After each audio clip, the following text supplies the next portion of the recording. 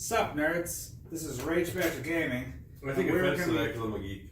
That's fair, you can be a geek. And we're going to be playing Gloomhaven. We're finishing up the campaign. We're going to be doing Scenario 48. Before we get into that, though, we're going to talk about a wonderful thing. Something that Gloomhaven probably does better than other games. Damage mitigation. Now, in a lot of other games, people have like an armor class or defense or something, and notice Gloomhaven has some really interesting strategies. So I don't know if anyone else had some stuff they've discovered. I've got some of my own ideas, but I think something important about the game is, do you even need a tank? Depends. Do you have somebody that can go invisible? That's a good point. You have a healer? There's a lot of factors. You have a curse If you have combo, dude. There's a lot of this. Let's start talking about invisibility. If you have a reliable healer, then it's probably a good idea to have a tank, because then you just have a machine that can soak damage at will.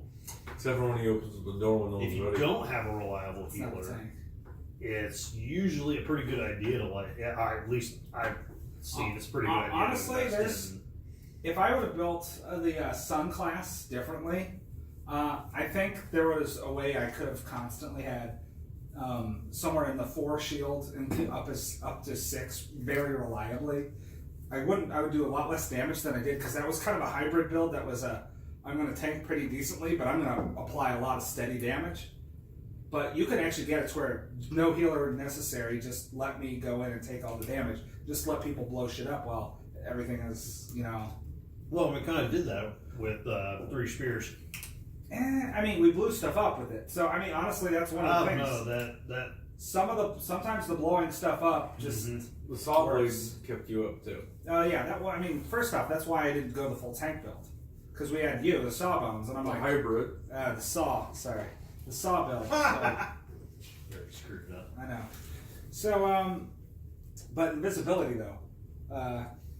Invisibility is great because you don't even have to worry about things hitting you. You're literally just you're not even there. Yeah. And It's just not even a consideration. And if you have the ability to go reliably invisible, like Moon class over here, Eclipse. It's called Eclipse class, same thing. Hey, Spoon, thank you. You're ruining the table, Francis. You won't look it up. And so if you have Don't encourage him. Or her. Don't encourage him. I wasn't encouraging her, I was encouraging him. It's clean. it's good enough. But if you can I get a lot of reliably views if she would have licked it up. Don't do it. If you can reliably go invisible, it really makes things a lot easier. Like, last scenario, I literally lost 3 health. Oh, yeah. And, Because I lost 25 health. The one where we there's some triple arms and you're blocking the doorway with invisibility. So the problem is they can't actually detect you, even though it sounds ridiculous. We effectively kind of block things off, and they're like, all right, I'm going to hold here. I'm going to, go long rest. And then you ended up, nothing is better than walking into a doorway, saying, I don't like what's in there, backing up, going invisible, and then saying, you know what, next turn, I don't feel like doing anything. I'm just going to long rest. you get effectively 2 turns of blocking it off. Yeah, if you get a low and enough nothing can start. get through. Yeah, that works. So honestly, invisibility. The high shield tanks are pretty nice, but the screwery you can do with invisibility has been. Yes, And anyone can get an invisibility cloak and kind of perform some of these ones. Even shields and things like that work wonders for keeping damage off of you. Yeah, but retaliate is also great. It's not exactly damage mitigation, but it really helps when you're getting whacked on a lot. I suppose. Retaliation with wound or poison is great. Oh, if you can, but If you can. Everything adds up. yeah. Well, it doesn't. Retaliate doesn't get approved by. No, I know, but everything adds up. Oh yeah. You can eventually just whittle stuff down naturally. Just like wound, if they're at 1 or 2 hit points, you just let them die. Or just with a stun and a wound, if you bring them down to 2, they'll actually die because they don't need anything. And speaking of stun, It really that's just another. yeah. It Stunn's really another just mitigation. depends on your party composition, I think, which direction you go. I mean, obviously, that's why there's a lot of options. is Because what I'm saying. but there are tons of options. There's definitely no lack of options as far as. Yeah, and one of the things I actually have been favoring, after I retired my first character, because I didn't get too many of these, were stuns and disarms. And we've noticed that, is there any easy access to a lot of those? Stuns, Yes. There's. I think there's actually equipment that disarms. Oh, yeah, disarms. I know there's equipment that stuns, but it's like a one-time use. Well, even at early game, you get the one hammer. Yeah, but once per scenario, you can stun one guy. Yeah. The Spellweaver has a level 3 spell, Cold Fire.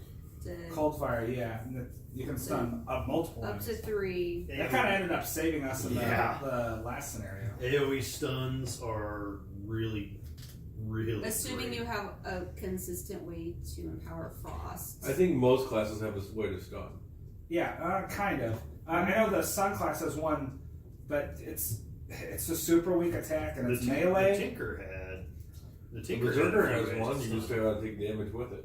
But yeah, and that one's good too. I've seen Well, those that and pop even if that you don't have a way to sometimes. stun, you can always enhance to get a stun Those are expensive onto. though. They're 100 gold. They are expensive, but I think honestly, What are even you just, talking about? You can get 100 gold in one session. even just I enhancing did it. You can get 100 gold in one session. Ooh, shiny distraction.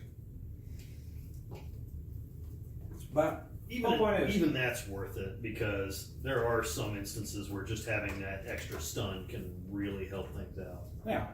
So ultimately, there's just a lot of ways to just avoid damage, and I think it does come down to party composition, like you said. Yeah, Because sometimes you can. The one party where we had where we basically could keep up disadvantage all the time. We had a huge amount of abilities to throw curses in the deck. yeah, curses. So we didn't really need shields or stuns. The enemies Curse just weren't. farming. Yeah, the enemies weren't doing anything. Curse farming was fun. I enjoyed that. It was pretty fun. We I one mean, charge it's a lot of just things. that little bit of satisfaction when you flip over. We're that killing card, it's 13 like- things in one room. It's like, oh hey, You kill 13 things in one room. Remember the lost card where I shot 13 things? oh yeah, the Oh, the archery of doom. oh my god, that one was ridiculous. That was probably the only scenario where that would pay off at that much damage. Mm-hmm. I can't imagine any other time that paying off that much. One It's still a good giant, card. one giant room with a bunch of stuff Shoot coming at you. everything with a Remember, range. I went invisible after that thing. Yeah. Did you have invisibility cloak or was it camouflage? It was one of the cards I had. Yeah. Camouflage. Leave it, let me move, then go invisible. Yeah, that's a good card. So, yeah, so, early in the game, I guess we tried to do a traditional, hey, we needed actually a lot of heal stuff. We're still learning the game. Then we got a little bit more of the shieldy, and then, let everyone behind you do some damage. Then we started to lean towards letting a summon take some of the hits, and also some of the rest of them just doing a lot of range stuff. And then we also had the whole curses and disadvantage. We favored a lot of stuns there for a little bit, and I think now we're going back to kind of just killing things before they even get to attack us. And we got some of the visibility shenanigans. I think it needs to be said too. There aren't really set stereotypes with every class. Like every class has the ability to just, to some extent, either mitigate damage or soak damage or. There are some classes that don't actually work well with each other.